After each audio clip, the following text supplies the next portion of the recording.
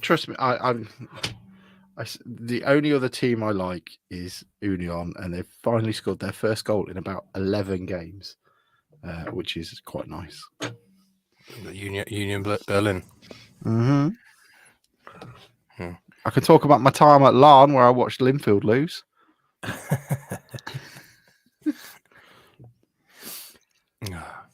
Sam says he'll be here in 2 minutes.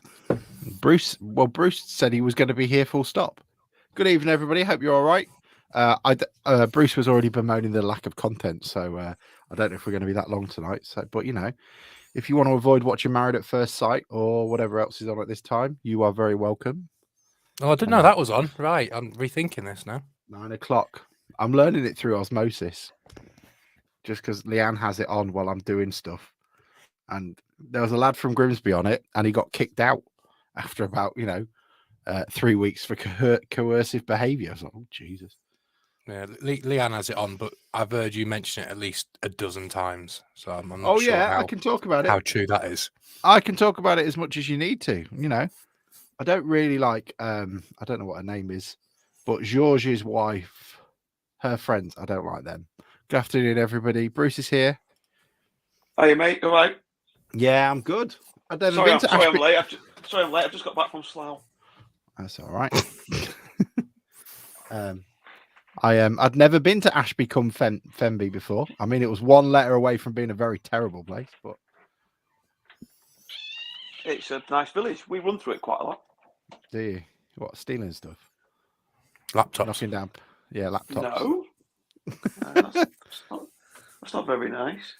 Sorry. I apologise. How was your hangover on Sunday? Could you have made it back to Slough for 2:00? We could have done, but there was enough family duties to, put paid to that as an opportunity. I am, by the sounds of it, I'm gutted. I didn't get back. Really gutted. It sounds like it was a hell of an entertaining game. Well, I don't know what happened. I didn't see NAF, mate. I just listened to it on the way home. Could see about 30% of the pitch. And you're quite tall. Yeah. Sam's been upgraded. Look at this. Everyone's got he's got backdrops. What's going on, Sam? Not one of those posters is a Fete. No, but one of them. Can you see the electoral map from 2019? That'll have to come down next year. Oh my God! It's literally the first thing you sell us off. It's literally the first thing you've said when you've come in. Not even said hello. If you want a map, give me a second. I'll be right back. No, I've delivered. I thought I saw Bruce and Alex's backdrop, and I thought mine was a bit poor, so I need to upgrade it. So I've moved into my room this evening. My flatmate's busy watching Manchester United through next door, so I thought I'd leave him alone for the evening. You should have posters of Sam Fox on your wall and stuff. What, at the age of 67? That's what he's into, I think. Bloody hell! How old do you think I am, Bruce?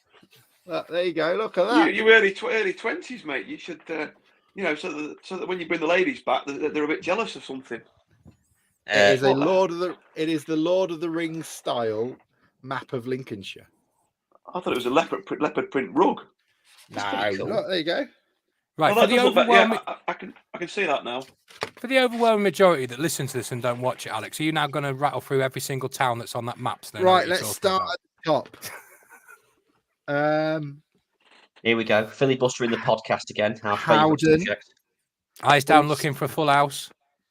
Howden's in East Yorkshire. That's there where my mum and dad live. No, it doesn't. It's not an outlined cutout, is it? It's Oh, is Maltby on there? Is Maltby on there? Whereabouts is Maltby? South Yorkshire, near Donny. I doubt it. Well, it's bound to be in Yorkshire. No, Crowell is the closest place in Gaul. They didn't do that. Is it Crowell? I think it's pronounced. Is it Crowell? Ben, if this was Map Men, we'd be making a lot more money. Even though Map Men did a bit on Grimsby, didn't they? Do you know an interesting fact for fact fans? Okay, well then, all right. No, go. I found something out about Sam this week, didn't I, Sam? You did, yeah. Believe it or not, you obviously you were stalking me on LinkedIn, which was slightly alarming in and of itself. Is it the name of his dissertation? No, I don't know how I got there. We'll skip over how the fact I was on his LinkedIn, but I found out Sam went to the school my grandma was a teacher for 35 years. It's really posh and exclusive, and that says everything about Sam. It's not that. Oh no, not true. Oh, is that why Auntie has to buy lunch now because the parents can't afford it? Yeah, they spent it all on his schooling. Auntie, I that's thought- why Auntie buys lunch. You've now met Auntie Lunch, Bruce. You've had a conversation with her. I've met her twice, Sam.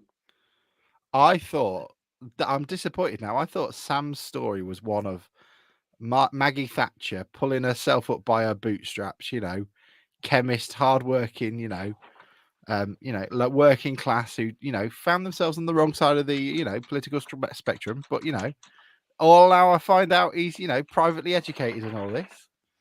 Oh, I have to admit, I went to a private school. Was you a boarder, Sam? But Bruce, that was a young offender's place. Oh, I was told it was exclusive.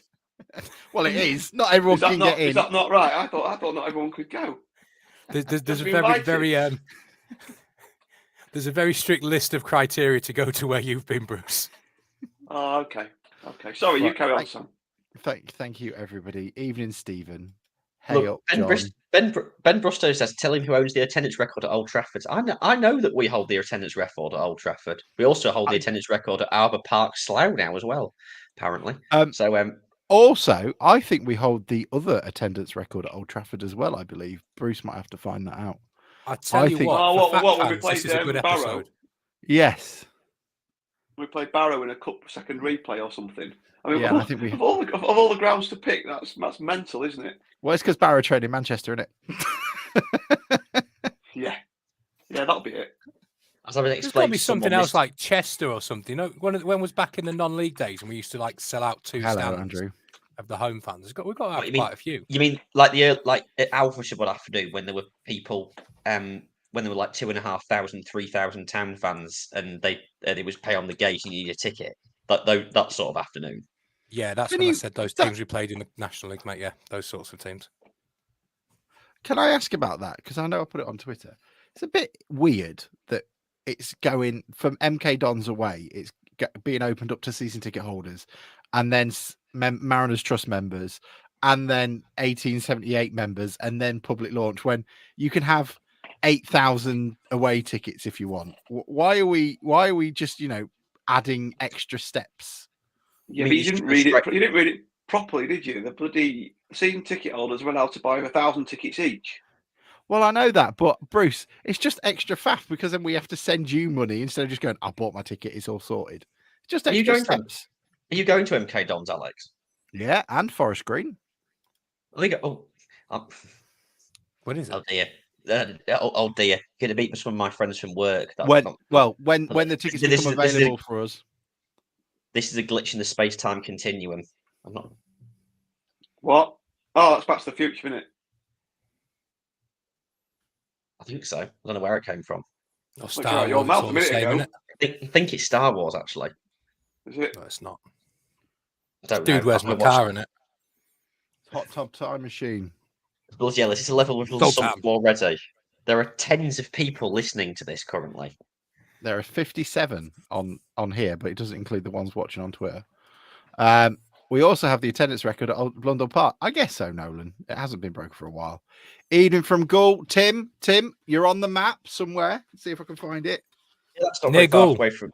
I'll be near the Gull during this weekend because I'm going back to. I'm going back to Mum and Dad's because I'm off to a home game. Mike and Alex won't understand what that is. I'm just good effort, Sam. Well done. I'm going to skip over that and ask Alex. Are you literally showing somebody from Gaul where Gaul is on a map? Well, he might know what it looks like on that one. That was all. Okay. What else have we got? We've also probably got the highest attendance at the Linden Club too, says Ben. Richard Young says Leonici is going campaigning around the empty parts of Stadium MK. Daniel Lewis says, I'm actually in DN35, which is good. It certainly breaks with us. Bruce has already left. Is Bruce shirtless under that trackie? Would you like us to find out, Ben? We can do so. He's probably not. Bruce is always. So I'm doing my Be Real on Maisie will tell us the truth. Bruce, you got any clothes on underneath there, mate?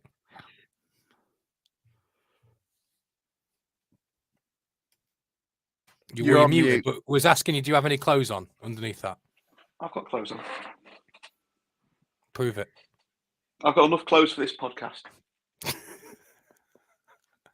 I was going to do it in my dressing gown. That's why I was late. But then I realised I thought I'd better just put something on. Is that all right? So, yeah, Old Alex just Trafford, hasn't Slough. realised he's muted. So Old Trafford, Slough, Alfreton, Linden, Brigg, Bradley Pitch would conquer them all. One of those is not like the others. Yeah, that's, Brig is lovely. I say, yeah, Alfred, Old Trafford's got nothing on Alfreton. Nolan says the listeners are probably thinking this is a phone sex line at this point. It is, Nolan. It's the way we're making some And money. what's wrong with that, Nolan? What's wrong with that? Yeah. When some of us were younger, that was the only way you could do that, innit, Bruce? No internet. No, you could go and talk to women, mate. I like your boobs. Fresh Wait, 35 minutes. Please leave. I'm surprised you lot are young enough to have been out when I was going out. That's exactly what I used to say. 35 minutes for an image to download. Right, excuse me, sir. Can you please, This is going in the wrong direction. sir? Can you we please? talk about some- Can we you talk about- please can we leave talk British about- home stores and stop asking when? Yeah, the underwear Can we, section. talk about Grimsby Town, or is that too difficult? Oh, it's not. We're we can do that if you want to. I guess. Have I missed the contractually credits? Or have obliged. you not done them yet? No, we're not done them yet. Do you want to do them? 11.5 minutes. Open wide for some soccer! And now the shipping forecast issued by the Met Office on behalf of the Maritime and Coast Guard Agency at 1130. Go! At 1130. I don't think I've ever wanted to be in a stand more than my life around there. They're going crazy. Hey, they got a penalty here. They've been fish flying about that. There's no tomorrow. What a magnificent piece of football! A really, really good goal. You can't concentrate on that.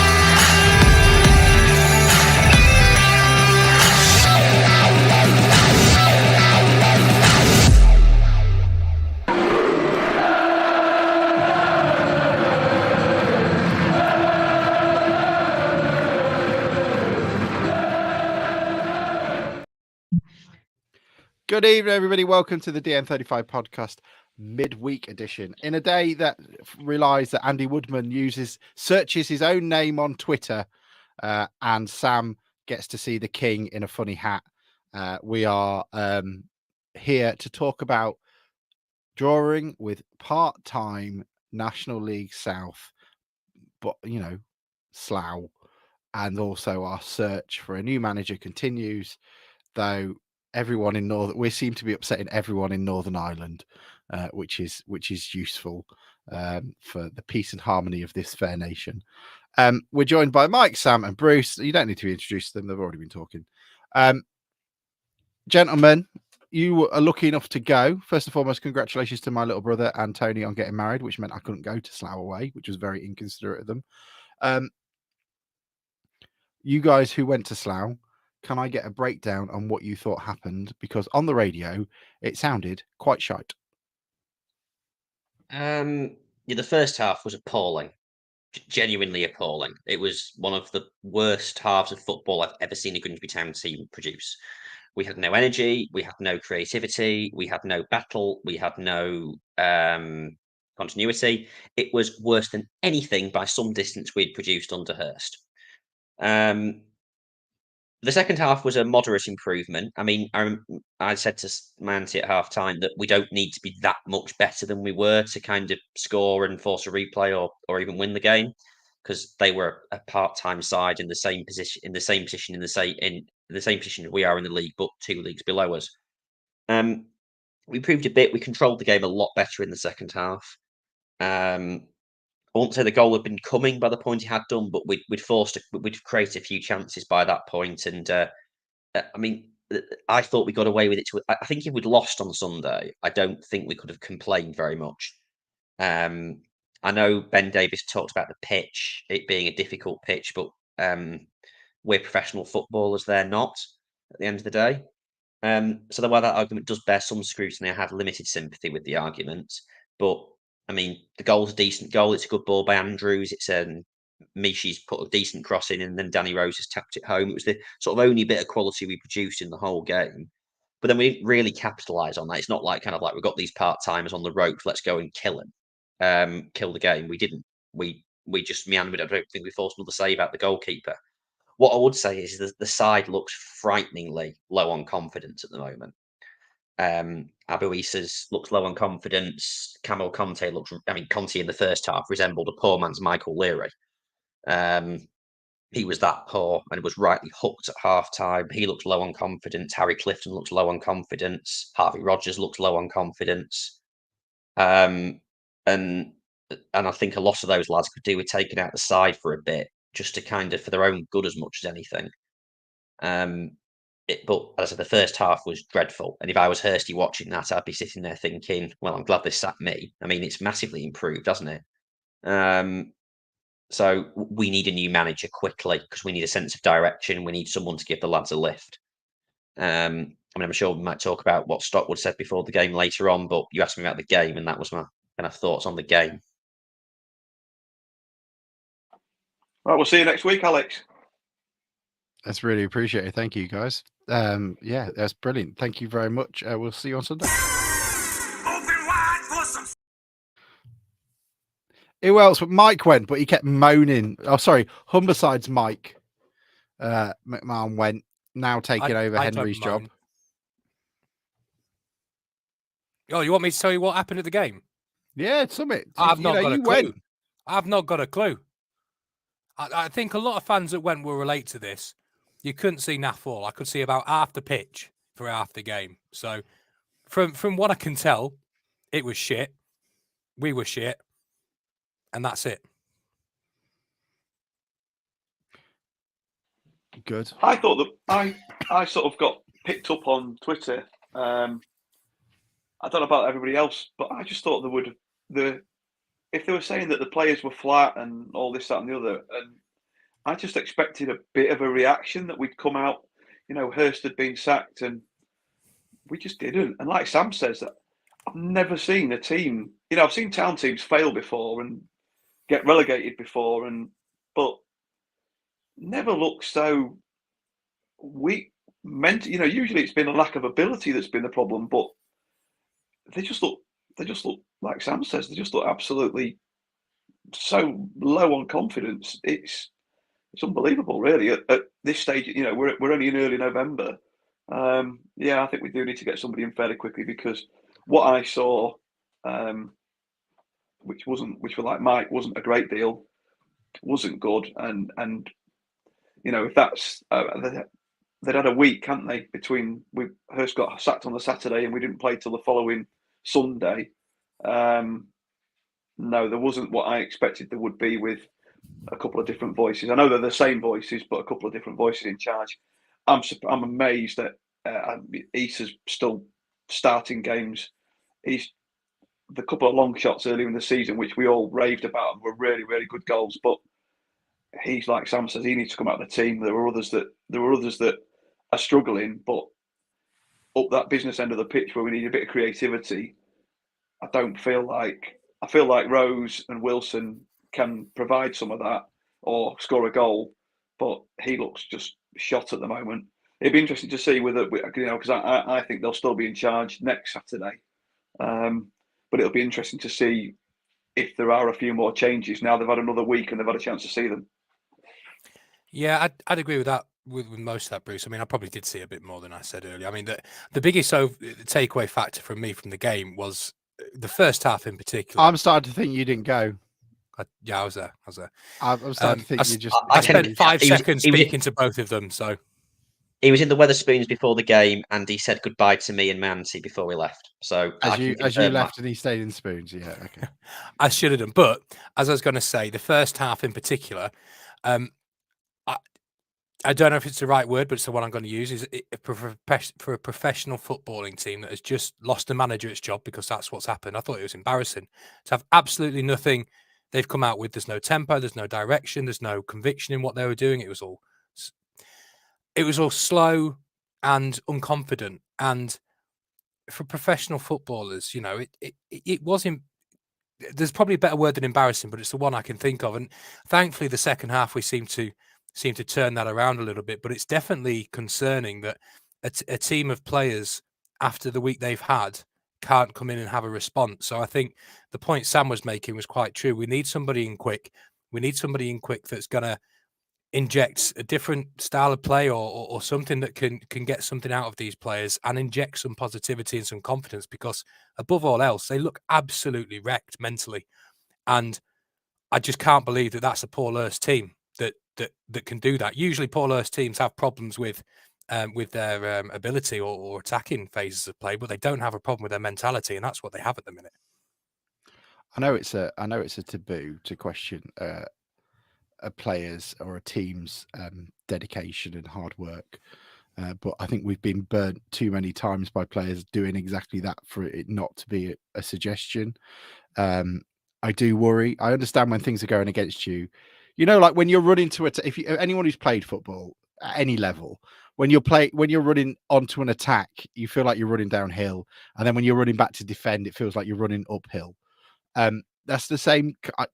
That's the only kind thing I could say. It looks like they're doing that. You know, like they're running through treacle, and it's just a bit hard. But I've been expecting a response from the team for well over a month.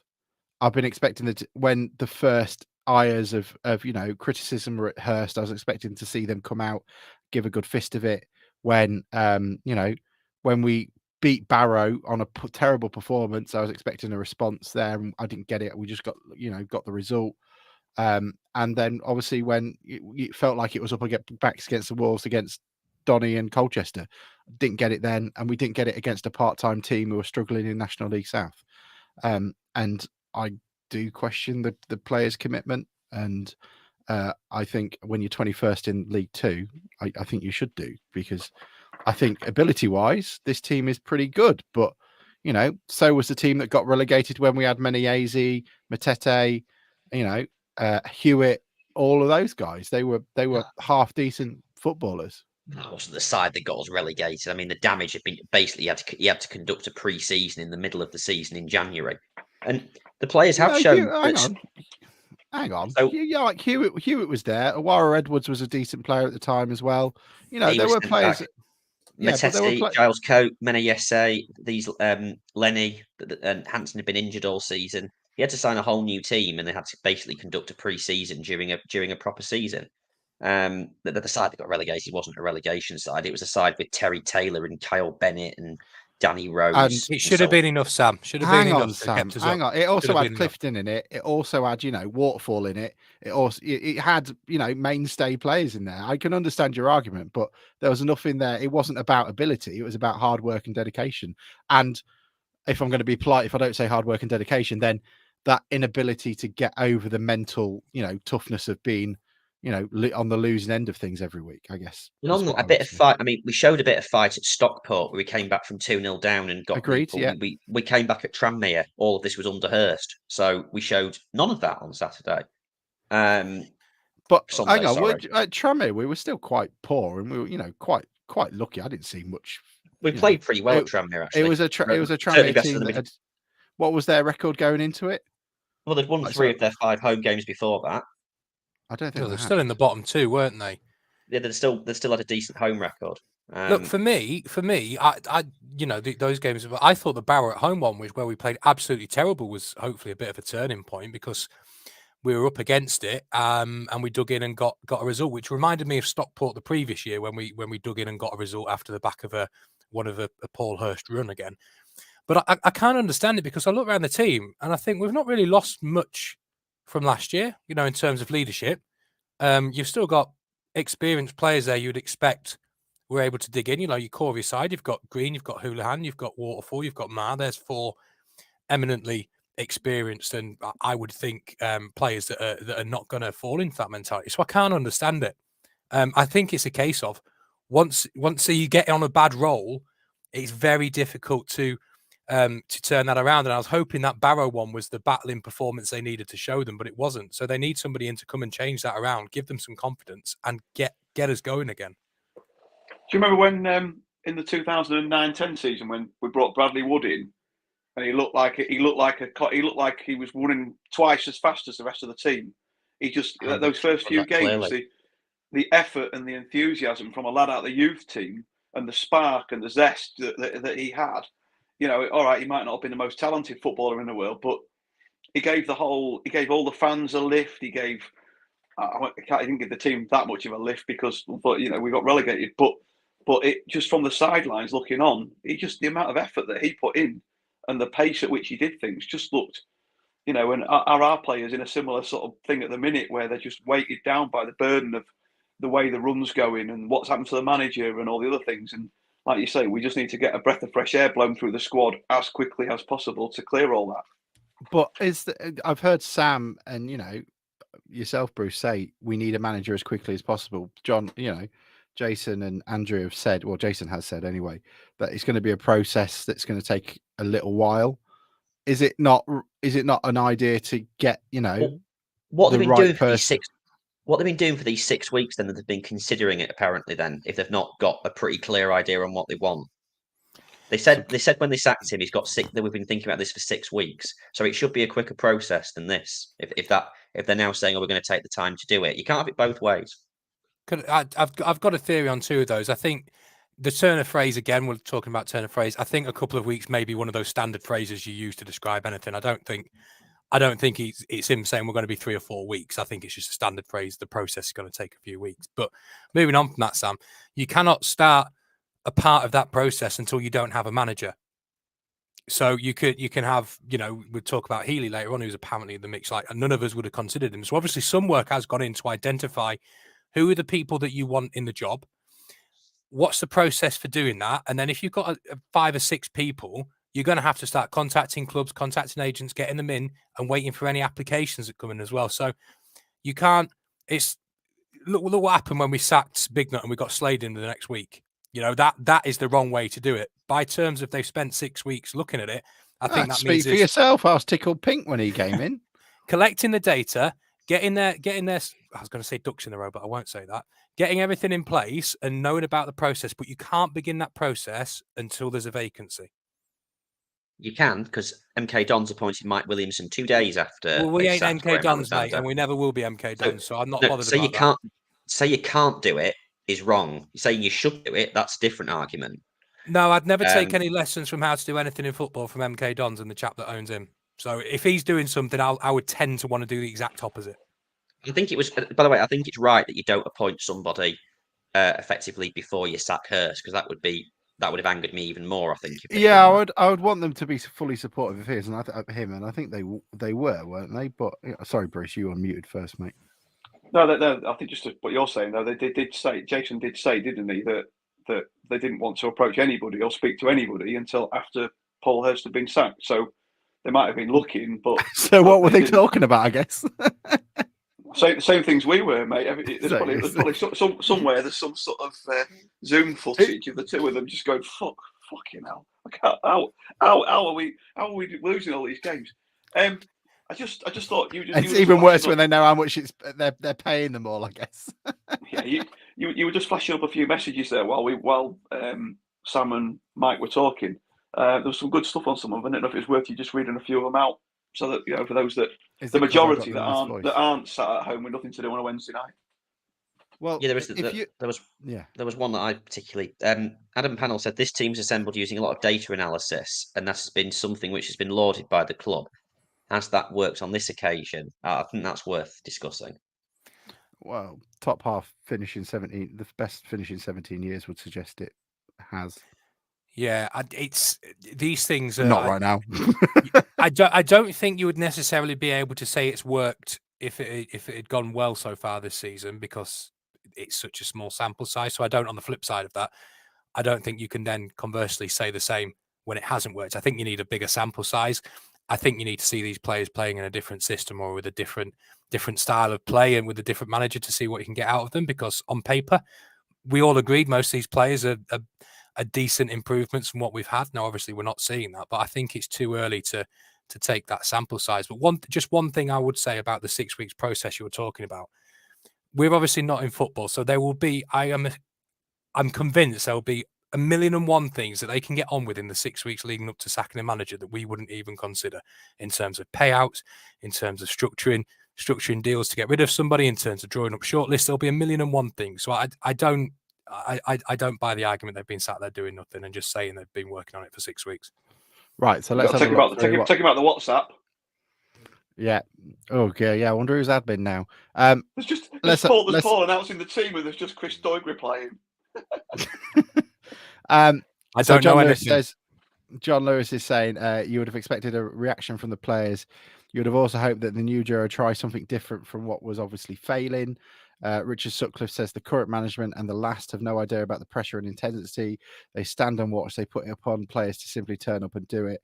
To win, the managers have to push every minute. I don't necessarily. That's a ridiculous argument. Sorry. What? Just because he isn't jumping up and down in the fourth official's face, bollocking people left, right, and centre, does not mean that he doesn't care, and does not mean that he isn't deeply, deeply engaged in what's going on. I don't think that's the point he was making, though, was it? No, I think he was. He was saying that he's not getting the passion out of them, isn't he? And he's not pushing them on every minute. But the idea, I mean, to be I hate that. I hate that argument when he did his first spell, and I hate it just as much now.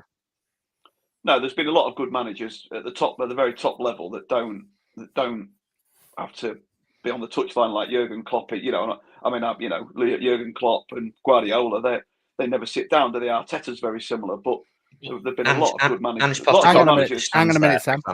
Hang on a minute, Sam. Let Bruce finish.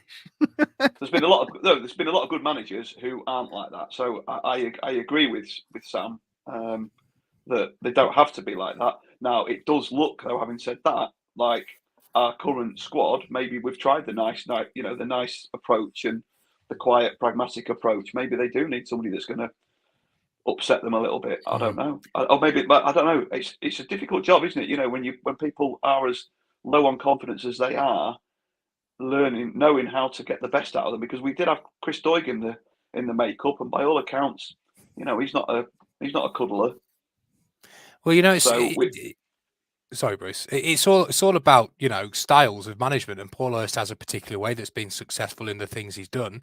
But I think the point that was being made there is you could probably legitimately question that if the players aren't at it, is the softly sitting back, totally engaged in the game and not being passive, but is his style what was needed to turn that around? I think that's a legitimate criticism. Whether I think it's right is another matter, but you could make the criticism.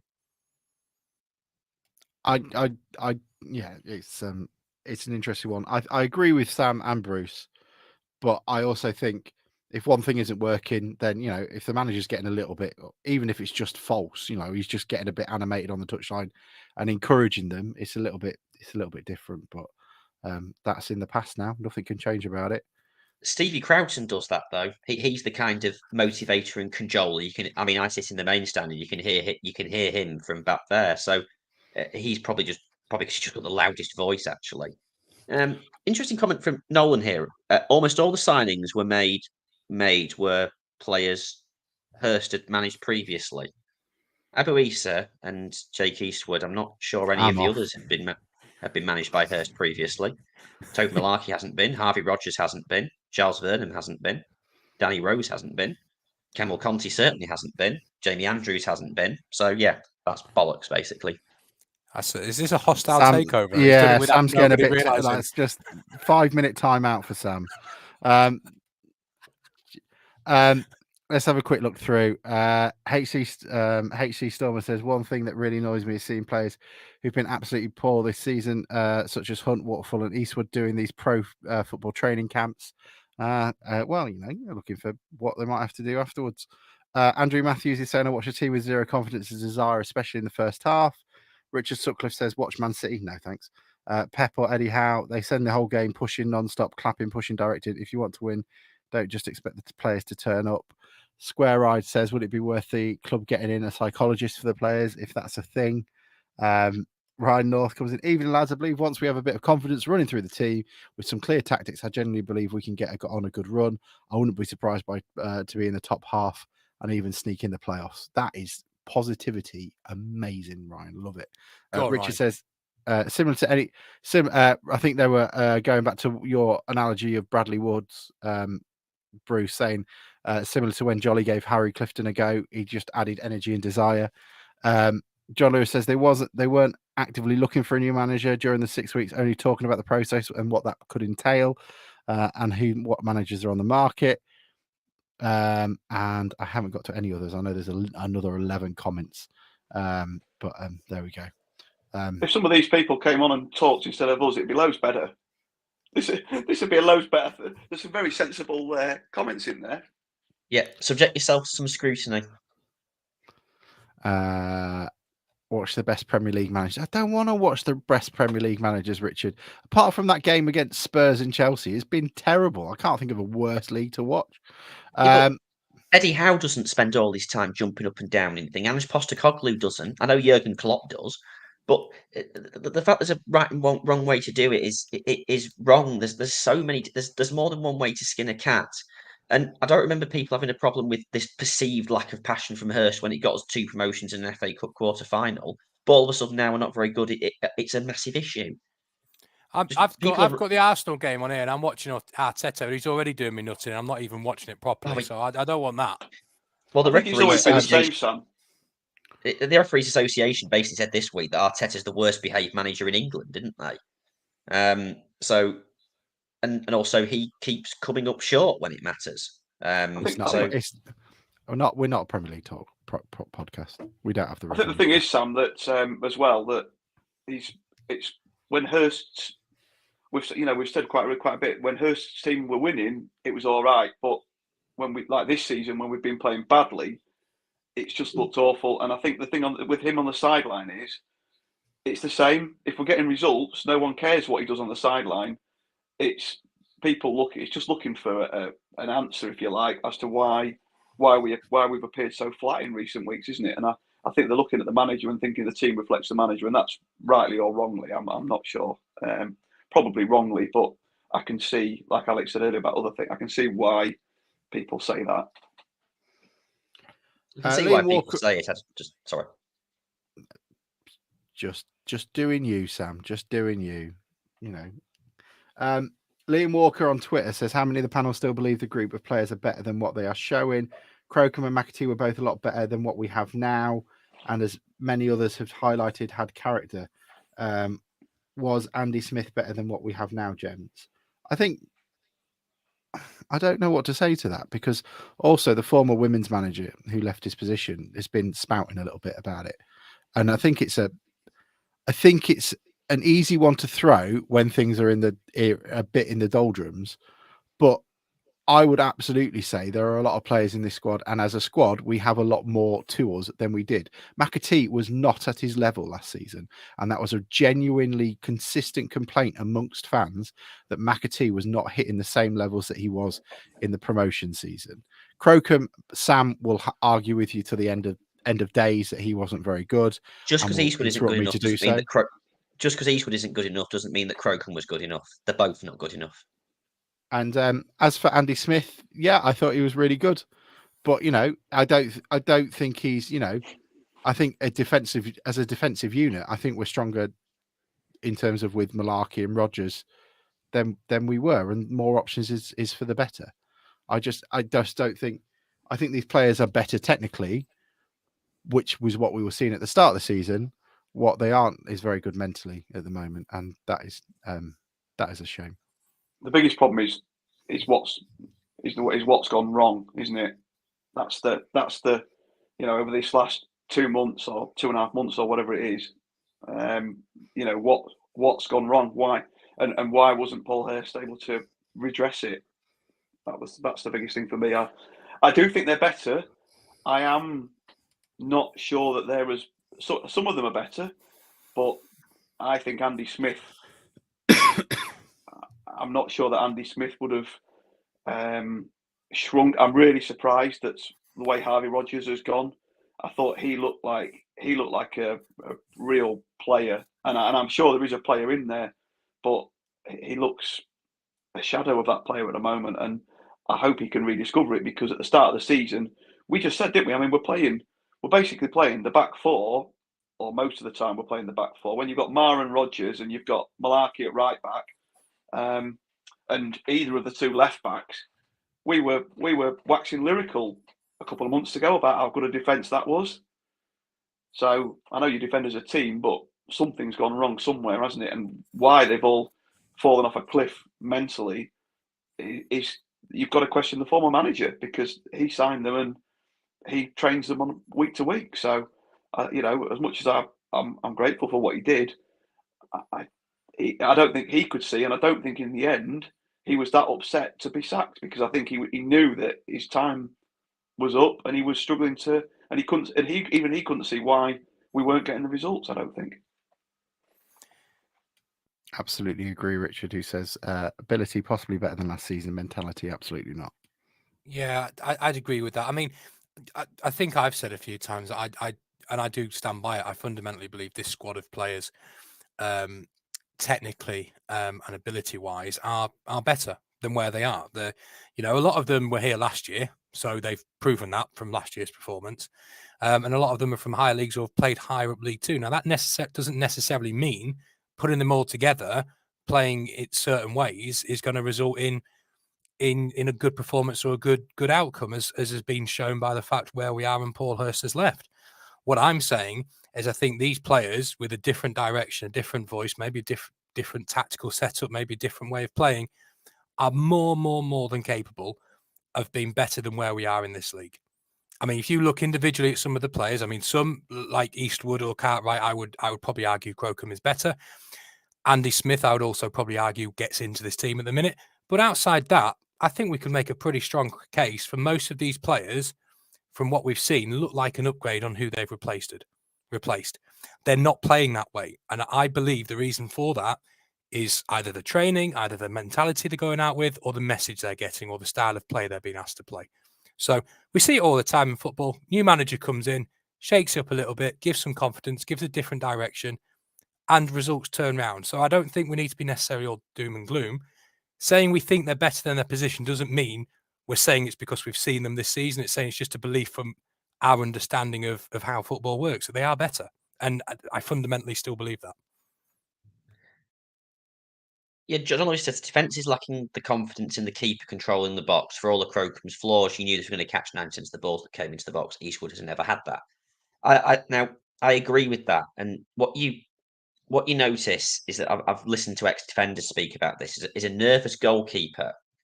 It transcends throughout the entire team. And if you it was on like last week, wasn't it? Did I say that same thing again last week? And No. I think it was Carragher and Mika Richards talking about it on CNN or something. Yeah. Anyway, it transcends throughout the entire. I've heard Gary Neville talk about it before as well, and so on. And if you have a nervous goalkeeper who the defence don't trust, then they drop deeper, then the midfield drop deeper, and then the ice and the strikers are right. In other words, it kind of causes problems all over the pitch. So I think, and my dad disagreed with me when I spoke about this earlier in the week, but I think the keeper situation has actually cost Hurst his job. Because earlier in the season, when Eastwood were making saves and looking pretty good, we looked defensively solid. We were playing better football. The strikers weren't so isolated. But now Eastwood has lost confidence. It's kind of transcended throughout the entire team, made us all look nervous, and therefore manifested this woeful lack of confidence that we're seeing throughout the entire side. Which goes back to Mike's point about this group of players is better than they're currently showing.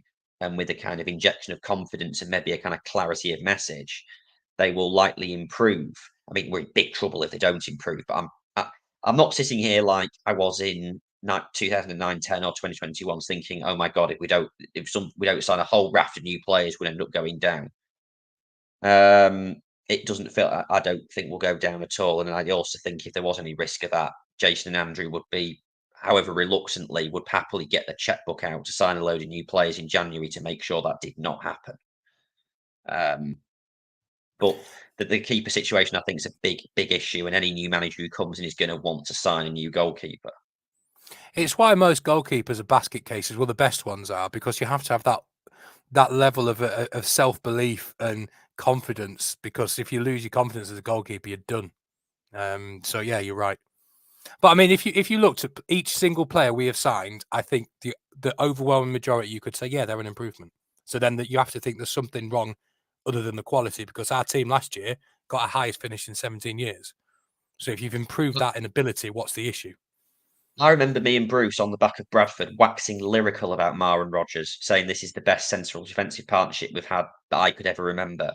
So there's something that needs repairing within the kind of current set of circumstances, as opposed to I mean, I think my view is the goalkeeper and the left back situation need improving, and any new manager is going to want those. But the rest of it, there's a decent set of ingredients there. It just needs a new chef probably to come in and put them together in a different order, or a different kind of a different set of quantities. Oh, that's a crap analogy, but well, I suppose there's an argument, Sam. I think Paul Hurst made this one. When you actually look at the goals we've conceded, a lot of them are goalkeeping errors. So we want to judge our defense poorly. Maybe we need to look at the fact, well, if they've had 2 shots on target and both of them should have been saved but gone in, what can the defense do about that? So I think you're right, mate. Yeah. I've just had a look. We've not kept a clean sheet. We're talking about the defence. We've not kept a clean sheet in 13 games. That is so unlike a Hurst side and squad. That's not a recipe. We've scored 14 goals in those 13 games. They're not all league games, but we've scored 14 goals in the last 13 games, and we've kept no clean sheets. You ain't going to win many games with those stats, are you? Stat attack. Shall I tell you? I'll work out how many we conceded. Hang on. Do we want to talk about who we might want to replace her? Yes. I've been asking for ages. Alex put in the chat 10 minutes ago. Goalkeepers. Let's move on. Oh, this is right. So are you all right, Sam? For are you okay, Sam? The only way I think you can judge who. I was going to say the only way I think you can judge who we might be after. Do you want me to read out the top 10 in the betting market for the next town manager? Yes, please, Mike. Some content. This will be a giggle. So you've got David Ely at 4-6. You've got Danny Cowley 5-1. Phil Parkinson, not that one, the other one at 6-1. Nathan Rooney at 8-1. Nobody knows who he is. David Artell, one of Rotherham's finest, at 10-1. Liam Richardson, formerly of Wigan, at 12-1. Gary Bowyer, 25-1. Sean Pennison, 25-1. Yeah, he's that fella, isn't he? And Steve Cotterill at 33-1. And then you've got Saul Campbell, which is where I'll stop. It's amazing how much influence there's a couple of Twitter accounts out there. There's like HC Football or something, and there's Tom Williams, I think, and they will start putting together a thread about these are the people I really like Nathan Rooney. Well, good for you, mate. He's currently managing in a pub league, so that's great, but he ain't fucking coming here. And if he does, this podcast is disbanding. Yes, Bruce. I tried to do some prep earlier to look efficient, and I googled Adam Rooney, so I can tell you all about Adam Rooney. Good, but he's still playing. I googled Wayne. He's still playing at Hereford, I believe. So I'll stay quiet on this subject. I remember the pod at the start of the year, Bruce, when we were talking about the new signings, and you could name Danny Rose, and apart from that, you were completely oblivious to all the other signings we've made during the summer. Yeah, but I could probably recite the 1991 against Exeter starting lineup. It was different times, mate. Different times. Oh, you sound like my dad and auntie at Christmas do. Well, you need to pay more attention, young man. No, I pay great. My dad and auntie will tell you I've had a great footballing education from those two, talking about, do you remember that afternoon we won at Wolves? And okay, cool. Right, so let's talk about Could I just say about Nathan Rooney? Okay. I think that sort of appointment would be an exciting one if you were where we were under John Fenty, not going anywhere, mid-table, needing to inject something into, you need something out of a hat. Let's get this unproven young coach and see how it goes. I don't think we're in that position because I think, firstly, we're quite close to the bottom, which we need to remember. And I think what we need to do is have somebody who's going to give us the best chance to get up the league and capitalise on some of the momentum we've still got. Some of it we've lost from the promotion season, the FA Cup. So a Nathan Rooney appointment is something you do if you finish 13th the last 4 years and you don't have much money, and then hope he does a miracle, gets you up a league and moves on. So I would hate to go down that route. I mean, I've never seen him manage, but to be managing the Gibraltar League, I would be a bit concerned with that. Are you saying give it Big Sam till the end of the season? No, I'm saying give it to Cowley. If you can get Cowley, that's just. Do you not think, though, the kind of So Jason and Andrew have spoken extensively about long-term sustainability, the long-term plan, and so on. Do you not think, to a certain extent, that needs to go out of the window to ensure we're still playing in this league next season? No. No, you need to. I think sometimes you need to adapt your plans, but your fundamental belief of long-term sustainability should guide what you do. You know, you can change slightly with that as your mindset. So to me, a Danny Cowley would be able to comply with that view. I don't think Danny Cowley's the sort of bloke that's jumped ship a lot. I think he was at Lincoln and Braintree quite a long time. So I think you could quite easily do that with somebody like that. I like Sam's point, though. I do get Sam's point. You know, Do you that not think, though, with the most important thing this season is staying in the league. Yeah, I think you can do both, though, is what I'm saying. I don't think they're exclusive. But do you not think so? Jason spoke in his interview before the game on Saturday when he was asked by Matt Dean what's your criteria for your new manager, and he laid out espousing the values and principles of Grimsby Town, bringing through the youth, and then also deliberately mentioned embracing modern football. He said historic Grimsby Town play high press, attractive football. You're not, if that's your criteria, you ain't appointing Danny. You ain't you can appointing Danny stop Cowley. talking right there, right? Okay, we've had this conversation 15 times. I'm not going around the ringer with you about your discredit. You don't like Danny Cowley's football. That's absolutely fine. We've made that point several times. I'm not making. No, I'm to be fair to Sam, I get what he's saying. You know, he's saying that he doesn't feel that meets the ethos that Jason's saying that he wants for the club. I get that. I think that's. Yeah, that's not me actually making a point either way about Danny Cowley. If you read my messages in the WhatsApp group in the last week, I've actually warmed to the idea of Danny Cowley more. I'm talking about. Well, don't. I think push back again, against me then when I'm making a different point. Then I think, Sam, you can go then. Finish your point then. Go on, sorry, mate. What was the point? I've made it. You hadn't finished. So I'd interrupted you, so finish it. The criteria that Jason laid down was incompatible with appointing Danny Cowley. That was the point I was making. Exactly what I was contradicting you on, because that's not true, is it? Like modern football, high pressing, they still do high pressing, don't they? Yeah, they press high, and he uses young players. And if I remember rightly, didn't England take Gareth Southgate take one of their set piece routines, that whole love train thing, and use it at the Euros and the World Cup? Yeah, that's not the whole point. Is they want to play attractive, like basically he was talking about Buckley ball, which is totally the opposite to Cowley ball. Was what Jason. Bruce, would you say that Buckley ball was high pressing? No, what it was is high energy. Yeah, which is probably different. You know, when you look at Buckley's best teams with, you know, the midfielders that we had, the people we had, the runners off the ball, getting past the ball and in front of, you know, there was certainly more of a desire or a freedom to get players in the box. We used to, you know, occasionally he'd get accused when it wasn't going well of too much tippy tappy and not direct enough. But when it was going well, you had explosive midfielders from the centre of midfield that would score your goals. And we had that a little bit last season with Clifton, didn't we? That he got in the box more than he had done. But this year, we don't look like, you know, Holohan scored a goal or two, but we don't look like any of the midfield are going to score more than 5 goals in a season, do we? But I've deviated slightly from the question, but no, it wasn't high press. You didn't really play a high press in those days. I mean, they used to harry from the front, didn't they? That in some teams, your forwards basically were there to score goals, weren't they? But then at clubs like Liverpool, when they were successful in the 80s and stuff like that, they would say that the defence started with the attack, that Ian Rush and Kenny Dalglish would go and harry players. And I guess that's probably the equivalent of the old equivalent of the modern day press.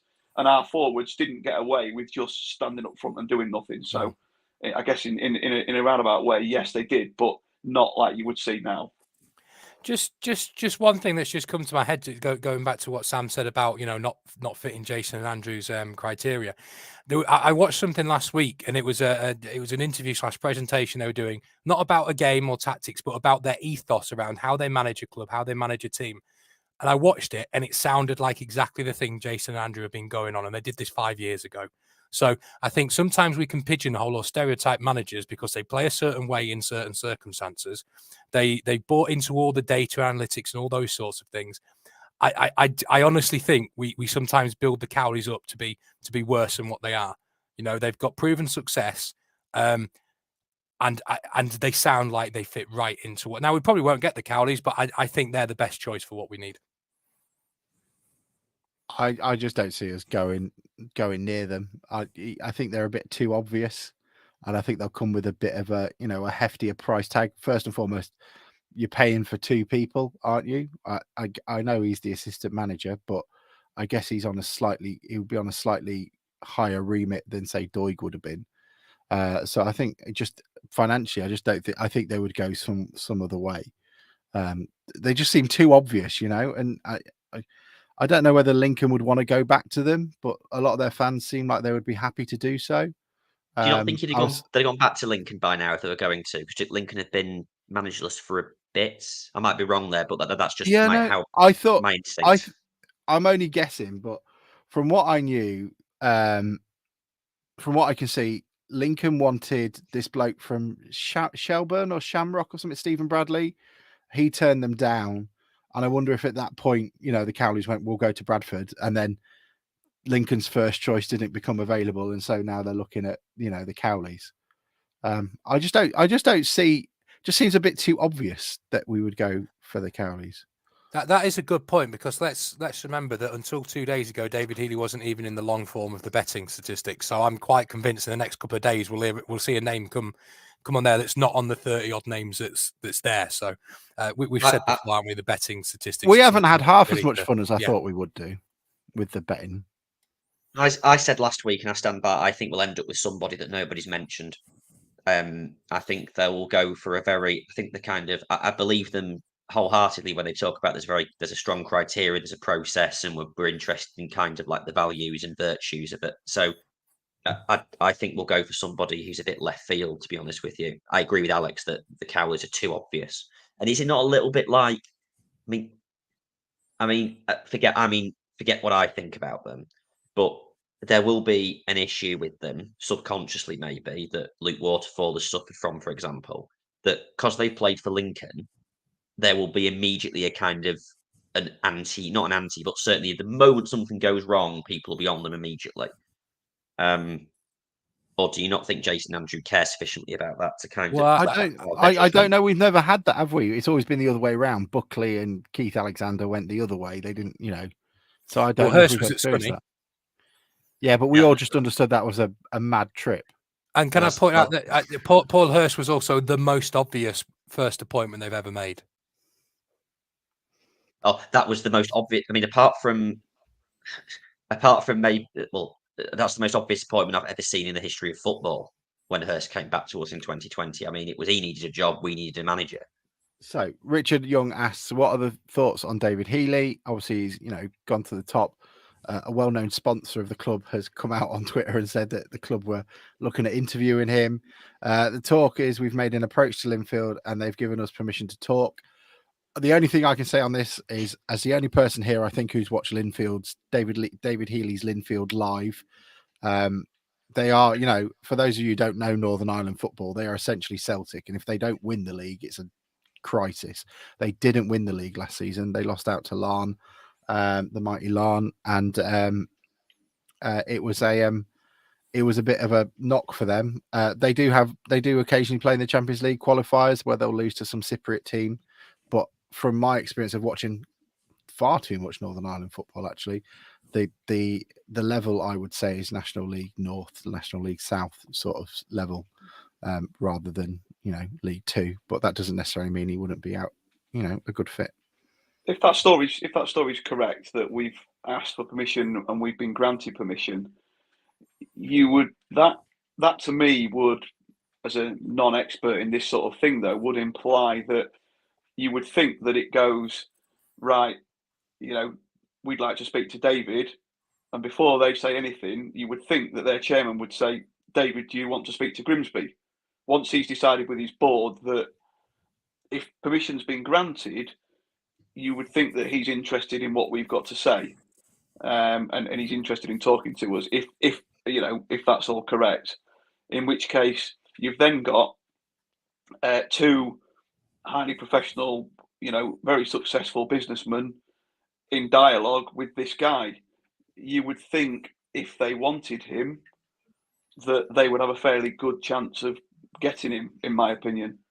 You know, if he wants to talk to them and they get that far, and they're offering him and we're offering him a gateway into the Football League, a club that they're going to sell this ethos and that the plan to, then I would be quite confident that if they want him, they would have a good chance of getting him.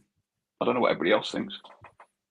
I agree completely with that, Bruce. I mean, it as Alex says, it's a bit like, when Brendan Rodgers left Celtic to go to Leicester, even though Leicester were not the top club in England by any stretch of the imagination. It feels a bit like that in terms of the competitiveness of it. I imagine there's a kind of, we've maybe asked to speak to a number of managers. I mean, Stockwood was very clear at the weekend that we will not rule out approaching somebody else. I go back to it. I think we'll appoint somebody left field, and David Healy does feel a bit left field. So I wouldn't be opposed to that point by any stretch of the imagination, because I don't know enough about him to kind of form a judgment. Yeah, I agree. I agree with both those things. Just on Andrew Niles, who said, didn't Healy say that he wasn't interested, according to the BBC website? I think initially, before the game last night, he was asked his reaction to going top of the betting, and he didn't really answer it. You see that a lot with managers, and I think after the game he did answer it a little bit more directly. But I'm in the school of thought now. I generally don't listen to managers talking about potential jobs anymore, because what are they going to say? Is he going to turn around and say, "Oh yeah, I'm well up for it"? He's not. So the only thing he can say is either no or not answer it. And he's done both of those things. So, I mean, I did see something interesting where somebody said, "Oh, this might be if we're interviewing somebody in a job, it might be a long way down the line." I just think we'll have 5 or 6 we want to interview, and one of them happens to be in a job. So I wouldn't think necessarily making contact and getting permission to talk to him is something to be read into massively. I've not watched a lot of Northern Ireland football. I've watched some. It isn't one that strikes me with a great deal of excitement, but that's because I'm totally uninformed. What I would say, he's been there 8 years, so he's done a long stint. He's been loyal to a club, and he's obviously achieved things. So that would fit into what we're looking for somebody to come in and be here for a long time and build something. And most managers in Northern Irish football would want to speak to any English Football League club, Bruce. I think any one of them would. Don't matter which club it is, they'll all want to talk to the Football League club. Well, are you guys happy with the early runners and riders in terms of the level you expect the club to be looking at? Are they slightly above a level that you would have been expecting us to be looking at under Fenty? And are there any names there that you think are missing? Josh Donner suggests Paul Tisdale. I must admit, I thought this the other day, Alex. I was actually quite pleased with the quality of the managers that seemed to be talked about. I remember a couple of times under Fenty, we were all like, "Oh, it's the same people going around on the merry-go-round." There's a few names in there that would really excite me. I mean, Liam Richardson from Wigan is a name I like. If he would be interested, I don't know. But yeah, definitely David Artell. I've warmed to him, knowing he's from Rotherham, which means I think he's probably the one we should go for. So yeah, I think the quality's there. Whether we're in for all of those, who knows? Because we weren't in for David Healy 2 days ago. But definitely the mood music and the feeling about the quality of managers we're looking at is definitely better than it has been in the past, for me anyway.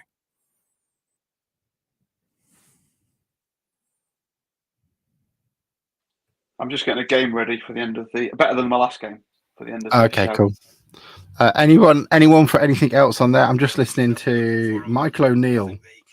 Sorry, I would have said one name I would love to have seen was Damien Duff, but I think we're a bit below his level. I want to go watch the second half of Manchester United Copenhagen, because What's the score, Sam? They're losing, aren't they? There's 2-2 and Man U were down to 10 men. They were 2-0 up, so I kind of want to go and laugh at them with a All bit right, of can I do my game? Can I do my game quick if we're nearly done? Yeah, go on then. Right, you three are all younger than me, so this is going to work quite well. I've just looked at the starting lineup for Bradley Wood's debut against Darlington in September 2009. I'm going to go quickly. It's last man standing. I want you to name me the players, one at a time, that started the game. So, Mike, you're in my top right. You can go first. Mike, Alex, Sam. I want a player that started that game on Bradley Wood's debut. Can you tell me what league we were in at the time? We were in League Two, mate, yeah. Nick Colgan. No, actually, I'm not going to do last man standing because you're out. Right, okay. Alex, go. Ollie Lancashire. Oh, bloody hell, this isn't going to... This was family. Was he not even on the bench? The bench was Colgan, Forbes, Normington, Leary, Proudlock, Conlon, and Jones. Okay. Now Right. nobody's saying Sam. those names. Mark Hudson. Good No, choice. I thought you lot all have been prime. At All right. that time. Okay. Go on, Let's do it. Go on, Let's Sam, do it go again. on, Mike. At Pro. Correct. Yes. Alex. Peacock. No, Peacock came in the conference. No, he was there Was that he? year. What are you using? That Oh, was he? awful Sorry, kit. I apologise. Okay, yeah, he scored in the comp. Yeah, sorry. Sam. Yeah. Peter Sweeney. Sweeney, yes. Mike. Joe Widdowson. Now we're on a roll. Joe Widdowson, yes. Alex. Atkinson. Rob Atkinson, You've yes. just seen that in the comments. That's not You allowed. shit house. You absolute That's shit not- house, Green. I'm not. Boo! Green's out. Go on, All Sam. right, Leary then. He said he was on the bench. You don't listen Told to you I he him. thought Leary was on the bench. Sam, go. Chris Fine, Llewellyn. these games. No. Mike. You've got a few defenders Bradley Wood. and a forward. Bradley Wood, well done, yes. That doesn't count. Alex. He's already mentioned one. I told you it was his Outside debut. the I box, just have isn't a it? team. Yeah. No, I thought that would be the first answer. Right, Right, I'll give you some clues now. Joe We Widdowson. nearly signed one of them back. Joe Widdowson's gone. We nearly signed one of them back quite recently. One of them was a homegrown boy. Jamie Devitt. No, he didn't come in. He didn't come in until March time. Nearly signed one of them back quite recently. Michael Three of the ones Michael that left Coulson. the youth came through the youth team. No, Oh, Ryan Bennett. Ryan Bennett. It was my go. Ryan Bennett. That's my point. Yes, No, it wasn't. Alex. Two more out of the youth Hang on, team. what? No. I've got. Peter Sorry. Bohr. Peter Bohr. Yes. Sam. That was mine. Well, Why no, am I it wasn't. getting It was stolen? Alex's. Can't remember his name, but I think. Oh, what was he called? Do you want me to put? Go on. Give me a clue. Go on, give me a clue. Has anyone got? Well, one of them's not South. That enough. You know. Yes. Right, we've got Someone's two put- left. One of you used to buy your kids' shoes from. Oh, Jamie Clark. World Yes. of Windsor. Yeah. Yeah, sorry, private school thing. Yeah, sorry. Who went shopping for right. shoes in Barton? There's a think shoe one of shop them- in Barton. I think one of them's. I don't know if this is the one that we all hate or whether this one's the one that's a postman now, but you can tell me. Matty Who were Haywood. the two centre backs? Haywood we hate, don't we? He was Well, Is that the one that was always no, pissed? Lee Which one was Ridley- always? Lee Ridley we hate. Lee Ridley. No, I thought one of them was always Oh, pissed. not Lee Ridley. Linwood, Linwood yes. was- Linwood. Right, Yeah. who's Hang your on, teacher? I've just. Okay, Lillis. You've cheated. That can't be. You can't just got that. Yes, well done. Well, do Game you know over. what? Because I was sure that Joe Widdowson had played, and he did. What? Was that Alex then? I That didn't- wasn't me, was it? Oh, I thought it was me. I thought it was me, it's Alex. Alex, you just went all the shot on us. Did I win that then? Was you keeping count? I think I won that. Well, Alex was disqualified. Well, I definitely won it then. I think you and Sam tied. I'll do it. We'll do another one next time. Bullshit. No. We'll do it no. after. We'll do it I've after the got- show finishes. I've caused Kelson claim to draw in the confusion. Yeah. Okay. Absolute Oh, shit oh. house. All Alex, I'm saying end is this. that I End said, this pain. I'm saying I said Joe Widdowson, and you said I he's said gone. him already. Mike I know what Mike you're had already. Sorry, that's the second Ah. time you've. That's the second time this evening you've repeated something that someone And has said. in my that someone and had in said my a few defence, seconds Bruce, earlier. I also said Jamie Devitt, and he played that day. Yeah, but not for us. I didn't think. I didn't Well, think the question was what was the starting lineup? So, you know, he could have Yeah. played He in came- Carlisle. He Yeah, didn't Jamie Oh, really- Devitt- Mike, I got it no, right. I got it Jamie right. Devitt didn't I'm come just until the saying. back end of that season. Jamie Devitt Nobody played wants for to listen to Darlington that this. day. Yeah, will you stop Oh, splitting bloody hell! your It's like hairs? last of the Look, summer wine, isn't it? Now. Thank Tom you. I Burke you tried drinking to lost. put it in that the year game. out look, my you head. cheated. Look, you cheated and you lost. Open wide for some soccer! And now the shipping forecast issued by the Met Office on behalf of the Maritime and Coast Guard Agency at 1130. Go! At 1130. I don't think I've ever wanted to be on a stand more than my life around there. They're going crazy. Hey, they got a penalty here. There'll be fish flying about there. There's no tomorrow. What a magnificent piece of football! A really, really good goal!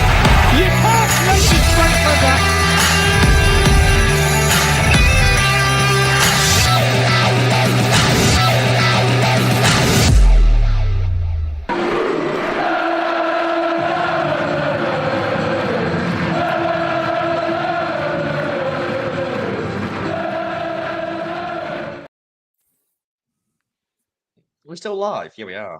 Yeah. You should have ended it on